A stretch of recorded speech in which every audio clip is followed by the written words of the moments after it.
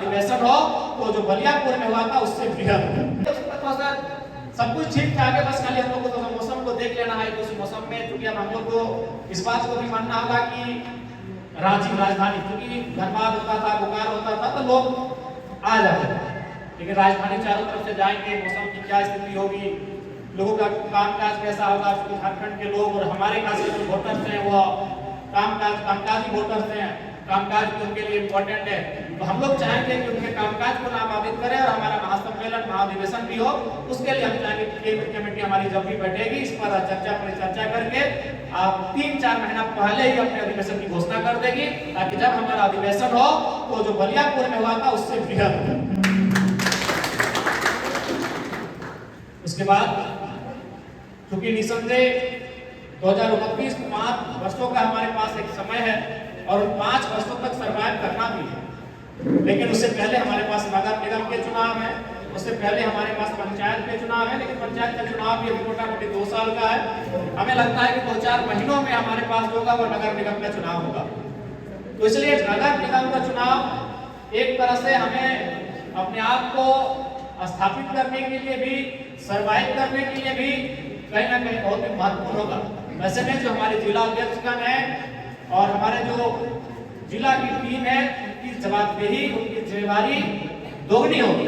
अतः हम लोग चाहेंगे केंद्रीय कमेटी एक बार फौरन फिर से बैठे और नगर निगम का चुनाव का रूपरेखा क्या होगा, उसके लिए हमारे जिला की टीम को कार्यभार क्या सौंपेंगे, इसे बहुत जल्द ही उन तक संदेश के रूप में उन तक पहुंचा दिया जाए, ताकि वो अपने अपने काम में लग जाएंगे। क्योंकि हम लोग कहीं ना कहीं नगर निगम का चुनाव इसे हम लोग गंभीरता पूर्वक लेकर चल रहे हैं और हमारे बहुत सारे ऐसे क्षेत्र हैं जहां हम लोग काफी सशक्त दिख रहे हैं और विधानसभा के चुनाव में ये प्रमाण हो चुका है कि नगर निगम के चुनाव में भी हम लोग काफी सशक्ति के साथ और बड़ी शक्ति के साथ अपना प्रदर्शन करेंगे। उसके बाद तमाम जो विंग्स हैं, चाहे महिला विंग रहे, अनुसूचित जनजाति, अनुसूचित जाति, अल्पसंख्यक विंग रहे, या किसान या युवा रहे या छात्र इकाई रहे, उस दिशा में भी हमें काम करने की अति आवश्यकता है। और आप सभी से आग्रह होगा कि आप ये सोचकर चले कि ये पार्टी आपकी है, ये संगठन आपका है, इस संगठन को आप सीख रहे हैं। इस प्रकार घर का खेत होता है, उस खेत में हर एक भाई अपने अपने स्तर से काम करता है। हर किसी को ये अनुभव होता है कि खेत हमारा है, हमारे पूर्वजों का खेत नहीं, हमारा ही खेत है। ठीक उसी प्रकार इस राजनीतिक दल को ये मानकर चलना होगा कि हमारा ही राजनीतिक दल है और आपको उस दिशा में कार्य करने की आवश्यकता है। क्योंकि कहीं ना कहीं हमें भी लगता है कि हम लोग का जो कार्य का जो क्षमता है उसे कहीं ना कहीं विकेंद्रीकृत करने की आवश्यकता है। और ये तभी संभव होगा जब आप लोग अलग मूड में रहेंगे, एक्टिव मूड में रहेंगे, तो निसंदेह समस्याओं का समाधान भी होगा। और जो लोगों की ये विषय आता है कि हमें केंद्र अध्यक्ष से बात करना है, उनसे ही हमें काम लेना है, उसमें कभी ना कहीं लोग सेटिस्फाइड हो जाएंगे जब आप एक्टिव रहेंगे। जब आप सोच सकते हैं कि जो लोग प्रखंड में रहते जिला में रहते अपनी पेट बना लेते हैं, पंचायत स्तर के नेता अपनी पेट बना लेते हैं जिला में बैठकर,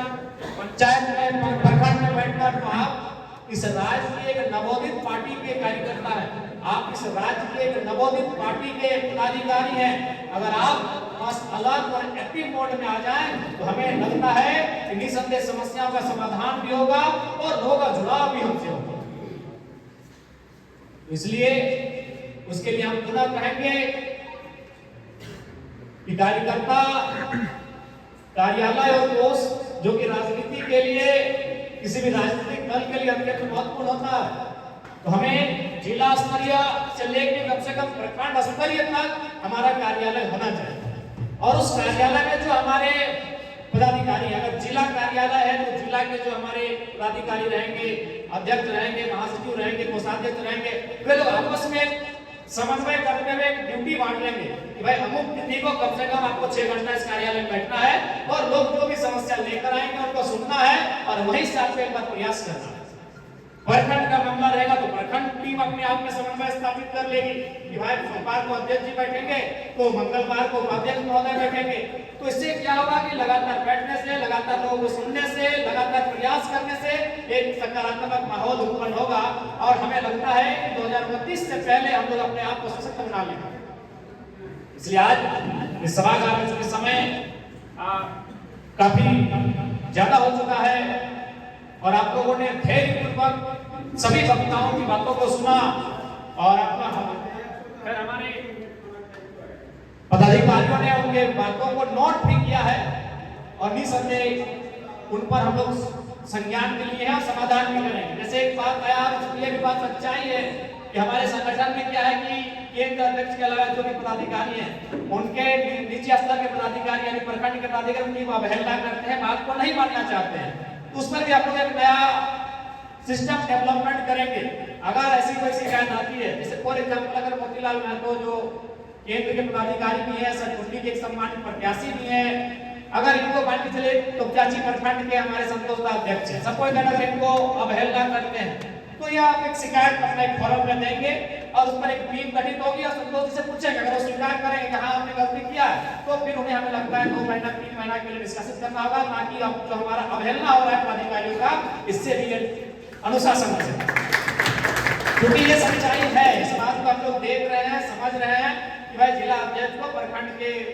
लोग महत्व नहीं दे पा रहे हैं या फिर केंद्र के लोगों को जिला की टीम महत्व नहीं दे रही है। उनका एक ही कहना है कि हम लोग का मतलब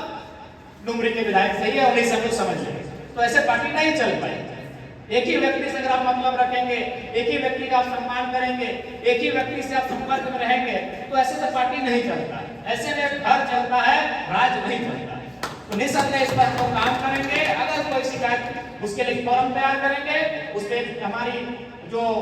इंटेलेक्चुअल टीम है जिनको थोड़ा सा आक्रामकता के साथ साथ विनम्रता का गुण है, तो ऐसे लोगों को टीम में हम लोग 5-7 सदस्य टीम रहेगी, वे लोग रहेंगे और प्रॉपर रूप से अगर वो शिकायत उस पटल पर आती है तो निसंदेह हम लोग 1-2 दिन में ही जांच करके अगले का जवाबदेही लेकर और उस पर कार्रवाई करेंगे, ताकि चाहे वो कोई रहे, चाहे वो जिला अध्यक्ष रहे या प्रखंड अध्यक्ष रहे, अगर वो अवहेलना के मामले में, अवमानना के मामले में अपने से वरिष्ठ पदाधिकारी या फिर अपने से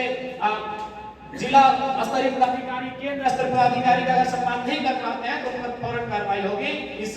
सिस्टम को हम लोग डेवलपमेंट करेंगे, क्योंकि कहीं ना कहीं ये नाराजगी है और ये सच्चाई भी है कि हम लोग देख भी रहे हैं और समझ भी रहे हैं। और सबसे ज्यादा हम समय नहीं लेंगे, जो हमारा मेंबरशिप का जो कैंपेन है इसे जितना जल्दी हो सके और जितना सुचारू रूप से हो सके, हमें एक बूथ स्तर तक, बूथ से भी आंगन तक अगर लेकर जाएंगे तो उतना हमारे लिए बेहतर होगा। और निसंदेह हमें लगता है कि आपको विशेष किसी को फोर्स करने की आवश्यकता नहीं है। आप सिर्फ अपना विचार, अपने पार्टी का, अपने संगठन का, अभी तक हम लोग जो कर रहे हैं, इतना कहने के बाद बहुत सारे लोग स्वेच्छा से आपकी पार्टी की सत्ता लेने के लिए चले आएंगे और आवश्यक भी है। क्योंकि देखिए जो पार्टियां सत्ता में रह चुकी हैं, जो पार्टियां सत्ता में हैं, वे लोग अभी मेंबरशिप का जो कैंपेनिंग है इसमें जोर दिए हैं। वे लोग सत्ता में हैं, सत्ता में रह चुके हैं, ऐसी पार्टियां मेंबरशिप का जो कैंपेन है उसमें जोर दे रही हैं, जोर दिया भी है और लगातार वो कार्य कर रहे हैं। तो इसलिए हमें लगता है कि हमें पीछे रहना नहीं चाहिए। जो सदस्यता अभियान का जो कार्यक्रम है इसे जितनी तीव्र गति के साथ हो सके हमें करना चाहिए और बहुत कम समय में हमें निष्कर्ष तक भी पहुंचना चाहिए। और बात बाकी आप सबों को इतना ही कहेंगे कि जिला स्तरीय, प्रखंड स्तरीय कम से कम मीटिंग हो, केंद्र की टीम केंद्र में बैठे, समय आपको निर्धारित कर लें। जैसे केंद्र की टीम अगर हो सके तो केंद्र की टीम है तो 60 दिन में एक बार बैठे, जिला की टीम 30 दिन में एक बार बैठे, प्रखंड की टीम 15 दिन में एक बार बैठे, और कोई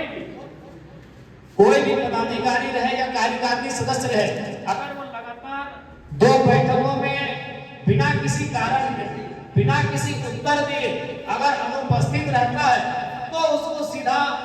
पद से मुक्त कर दिया जाएगा, वो एक सक्रिय सदस्य के रूप में पार्टी में रहेगा।